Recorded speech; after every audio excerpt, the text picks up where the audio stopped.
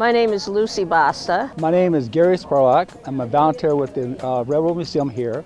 I'm very delighted to know that we are going to have a recreation of a schoolhouse, as I went to a 4-room schoolhouse when I was a little girl. Well, we are here for the dedication of the groundbreaking, I should say, of the schoolhouse. Today we're going to have a groundbreaking for our new 1852 era type 1-room schoolhouse. It's very important to a lot of people in the community, a lot of older folks. Now I'm old, but there's a lot of older folks than me that have actually experienced 1-room schoolhouse. Personally, I have not, but I have a great-grandmother that used to teach in a 1-room schoolhouse.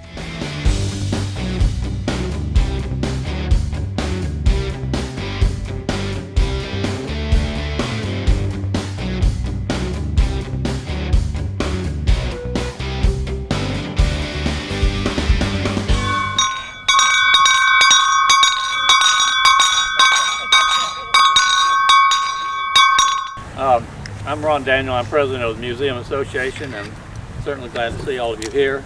This is a great day that we've waited on for a long, long time. In fact, it's been over 10 years. This schoolhouse project has been in the planning, and it's so great to see it coming to fruition.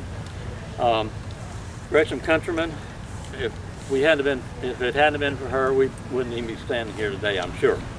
She has spent the last 10 years really trying to get money to start this program, build a house, and etc. She's has been a great tour guide. Even though she lives up north part of the time, she's very active once she gets back down here in Florida. She's a former school teacher, and she's also on our board as the educational director, and so she has a lot of knowledge in education, and I'm sure she's going to do a wonderful job with this house once it's built. And she intends to be a teacher to students here as well, to let them know what it was like in the early part of the century. So and she continues to also be a docent up at the museum, at least one day a week, special events we have. So we really appreciate having her and cannot say enough good things about her. So I'm going to turn the program over to her now and let her start. Well, good afternoon, everyone. As you all know, I'm Gretchen Countryman, and I'd like to welcome you here to the groundbreaking for the 1-room school. I represent the Hernando Heritage Museum as their education coordinator. And as you know, it's been a dream of mine to give the children and the families of Hernando County a school that is a replica of the one built here in 1852. 14 years ago, my dream was encouraged by a lady that I call our museum mother. Her name is Virginia Jackson, and she sits right here. She was the museum's founder. She had the vision. And then later, I was encouraged by the museum board, who is present right now, as you know, is Ron Daniel. And this is Ron over here. Now, thanks to the efforts of so many, our initial goal to begin construction has been realized. Tree Lawn Builders, Paul Beasley, was selected to do the construction. And this is Paul right here. Paul is a local man with many projects to his credit. He will follow the well-written plans of our architect, John Warren White. Unfortunately, John, due to his business, could not be here today, and he sends his apologies. The project will take about 3 months to finish. This is just an estimate. Upon completion of the school, it will be used as a living history museum for classes of children, for tours, for special events, and a meeting place. We truly appreciate the encouragement and the assistance of the City of Brooksville Council, with Kevin Hahn as the mayor, and our former mayor, Laura Bradbourne. With us today, representing the city, is Trustee Joe Johnston. I'm sorry. Now, we are delighted to be neighbors with the historic train depot and also the Good Neighbor Trail. And with us today we have Carol Knutson representing. And where is Carol? There she is, who is a member. Hopefully this school will be a resurgence of the Good Neighbor Trail's plan to build a pioneer village. Now, there are so many people that I need to thank, and I hope I don't forget anyone. If I do, my apologies. But I want to say thank you, first of all, to John Warren White. Without his plans that he drew and redrew many times for us, we wouldn't have the marvelous plan that is going to become our schoolhouse. Ron Daniel, our president, he's been with me every step of the way. I'm telling you, he's attended more meetings and he's given me more advice, and he has been absolutely wonderful. Bill Geiger, Bill is right here. He is the community development director. Bill has been very, very helpful in many, many ways to us. Mike Walker, right here, actually took off some time from family obligations to be here, so I'm especially pleased. Mike is in charge of Parks and Recreation. And last of all, Janine Norman Vasha. Is she here? She's ill. Oh, she told me she would be here, but apparently she's ill. Thank you very much. I also need to thank Regina and Vinnie Spadafora, who unfortunately are not able to be here. They're on vacation. They have put on wine tastings for me for several years, among other things. Linda Welker, who is the main person in charge of the train station, and Virginia Rusk. Where's Virginia Rusk? Virginia Rusk is my boss. She's the head docent at the museum, and I've worked for her for many years, and she's done so many things for me, as well as her sister, who's standing next to her, Porgy. I also need to thank, a big thank you to Mary Sheldon. Where's Mary? Mary Sheldon is our treasurer, and I bug the daylights out of her. Mary, how much money do we have now? How much money? And she's always very patient, and she lets me know. Okay. I also want to thank the many museum volunteers. Another person I need to thank is Amy Norris. Where's Amy Norris? Amy Norris, in her beautiful gown, notice the gown that she made, has taken out time to twice, maybe even more than twice, make this sign here that she originally made like 2 years ago. And as you can see, it's kind of weather beaten because we've been waiting and waiting for this to happen. And just this couple days ago, I came and I saw she had the final sign that says, we've accomplished our goal. Thank you, Amy. Now, Fraser Mountain, I cannot forget. Where's Fraser? Right here. Fraser is a very dear friend of mine. He's also has given me hours and hours of help and advice. If you want to know history, go to Fraser. He's where it's at. He's into history. I also need to thank the Texas Roadhouse, who had a wonderful luncheon for us last year. I don't know how many of you went to that, and continue to have luncheons, dinners for us. And the ladies who made the refreshments today. After we all finish today, please enjoy refreshments back in the gazebo. Last of all, I want to thank my husband, Ken. Where is he? Right there he is. He's my behind-the-scenes guy. He's the guy that fixes this stuff. He's the guy that takes me there. He's the guy that gives me the advice. He's the guy that I go to. My family, and especially my one son, Louis. Louis, who works for a company called Amgem, and I need to mention Amgem. Amgem has been very good in matching grants for us, and I'm telling you, it's been absolutely wonderful.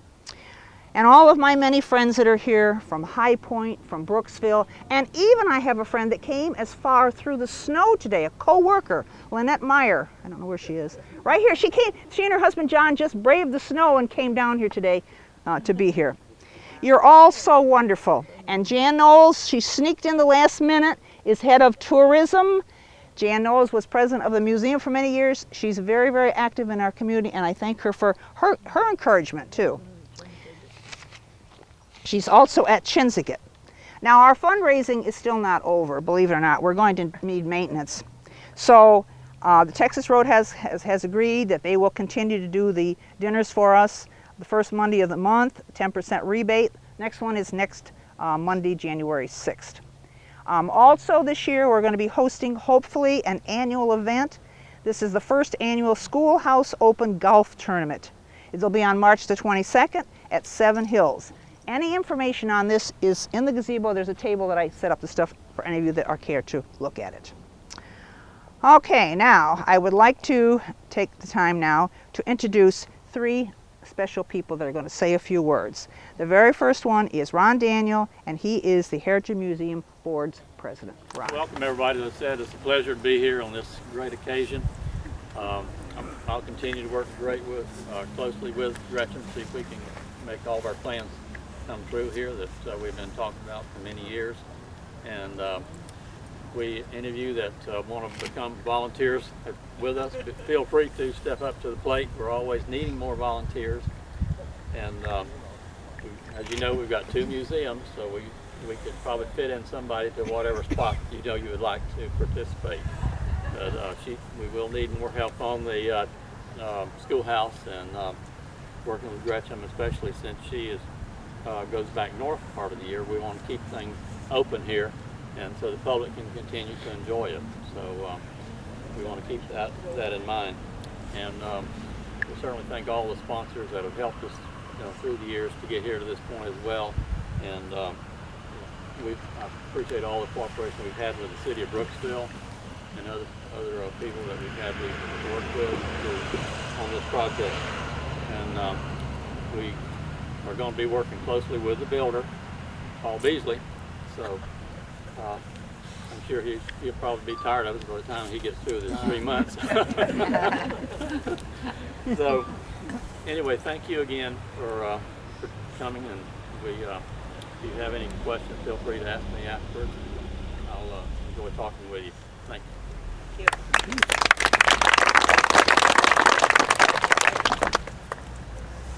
Now I'd like to introduce Joseph Johnston.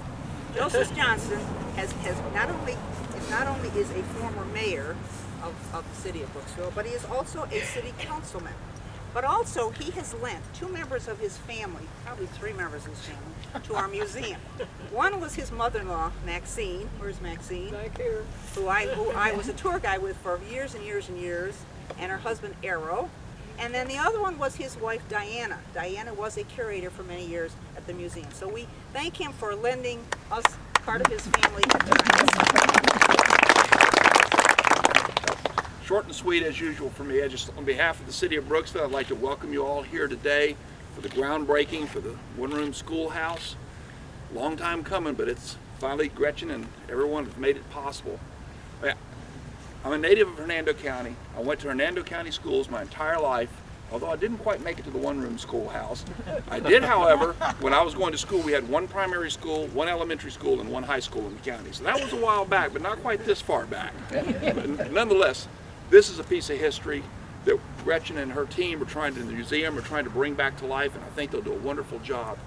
And what you see here is the beginning of a vision that has been one of the city, of the Museum Association, of the Tourist Development Council, of many groups and organizations in the county to make this area a symbolic and great area for people to come and congregate and view the history of Hernando County. And this is an integral part of that's going to be happening today, that we're here today to dedicate.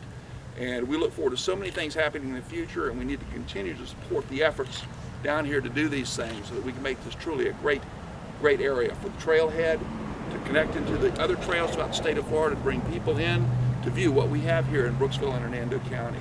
And again, I'd like to thank Gretchen and her team and the museum staff and everyone, the donors, the volunteers who have been involved in this. We thank you very much for helping bringing this to fruition, and as they said, they're still taking donations, so don't let it go away. Thank you very much. Thank you.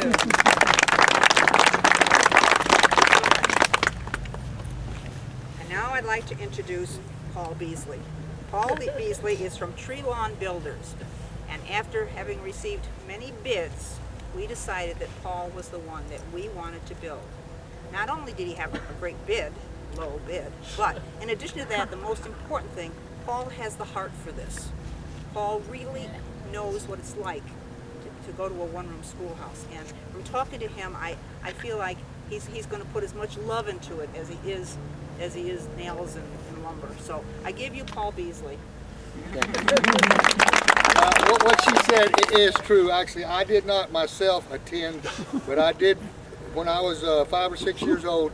I did go way up in the holler, as they would say, to a family friend, and he taught in a one-room schoolhouse, and that man taught grades 1 through 12 in a one-room true one-room schoolhouse. Now, I myself went to a three-room schoolhouse. It taught grades 1 through 3 and then 4, 5, and 6. But anyway, that was a couple weeks ago. I'm really excited about this, and my heart is into it. I met these folks on the first bid process, and I made a judgment call and said, I'll work with you any way I can to help you any way I can. You do some things for money, you do some things for love. You try to mix them a little bit. I think it's going to be a great project for the city and the county. And I look forward to it. Thank you. Now the school that we will be breaking ground for today will be on this spot right here. 24 by 32, that's the dimensions. And it will replicate, as close as we can, the first school built here in 1852. There will be a front door and a back door, 4 windows on one side and 2 windows in the front. And on the roof will be placed a bell that was originally in the first private school in Brooksville. The name of that was the Brooksville Academy. The school in 1887 later became the Hernando High School. Now I'd like to spend a couple minutes and give you a little history about education in Hernando County. This was not prepared by me. This was prepared by Suzanne Touchton and Fraser Mountain. I'd like to read this to you. Formal education began in Hernando County in 1852 when Frederick Likes established a one-room school for his children and those of neighbors who lived nearby in Old Spring Hill, which was located west on Fort Dade Avenue near Highway 50. The earliest census of the population reveals several men who listed their occupation as school teachers, but the Likes hired a young man, Theodore Sylvester Kugler, to come from his home in South Carolina to teach at the schoolhouse.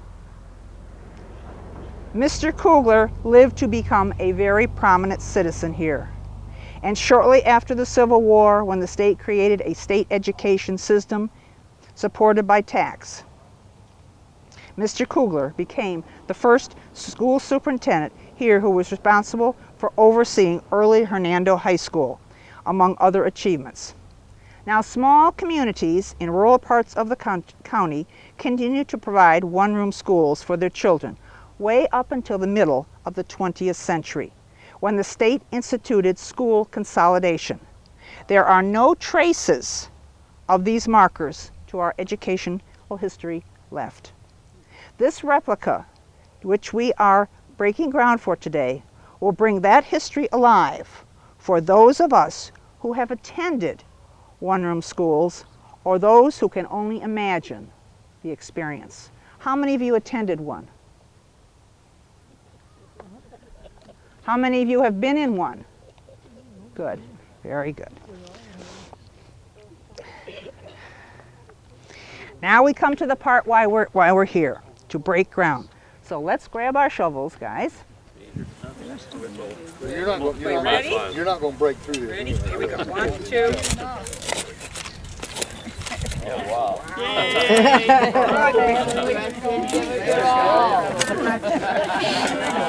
Step on that thing.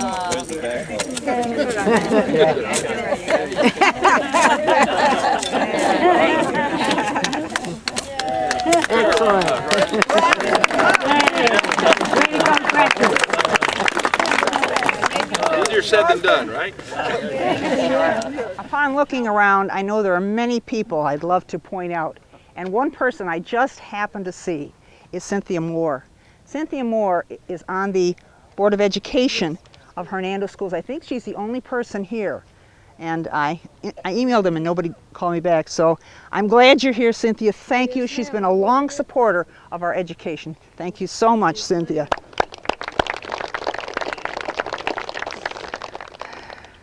Now, to conclude, I'd like to quote a friend, and my friend and my advisor, Fraser Mountain. Fraser often uses this quote, and I love this quote. We have to know where we've been to know where we're going. That's why history is important. Now, our plans are on the table. Our plans are on the table for you to review. There are refreshments in the gazebo, and thank you so much, everybody, for attending this very important day to us. Have a nice day.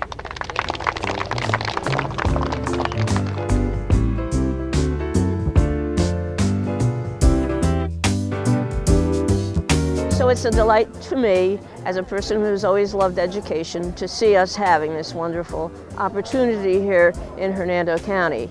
I am also hoping that maybe my presence today will give me the inspiration to continue to come over here once the school is built, as I would like to volunteer. I'd certainly like to teach a class or two from time to time for those who would attend. I think that being a docent would be a great deal of fun. I believe it's safe to say that the future of this organization augurs well. There is a connection, if you will, between this organization and the museum, the train depot, and I mentioned the Heritage Museum, and also coming online in about a year is Chinzigat. All of these historical phenomena are coming together, and that can only promote the town of Brooksville and the county of Hernando in the best light forward. I would love to see, we have the one-room schoolhouse here. We have, of course, the railroad station. I would like to see them get a locomotive here. That'd be really nice if we could get a locomotive here. I don't know how the logistics that would be. I would like to see a blacksmith shop here. And that was like a little village. People probably come here, the Brooksville Tourism System, come here and just see a little bit of what history was back like in the 1850s. Just a little taste of history. I think it'd be a very interesting educational trip for other areas around here like Tampa, Orlando, even Miami or something, even tourists. That could be a little tourist destination with all the different things we could have here in Brooksville. I wish everyone who has worked so hard to make this happen, Gretchen Countryman and the rest of the people from the Historical Association, the very, very best of success with this new adventure.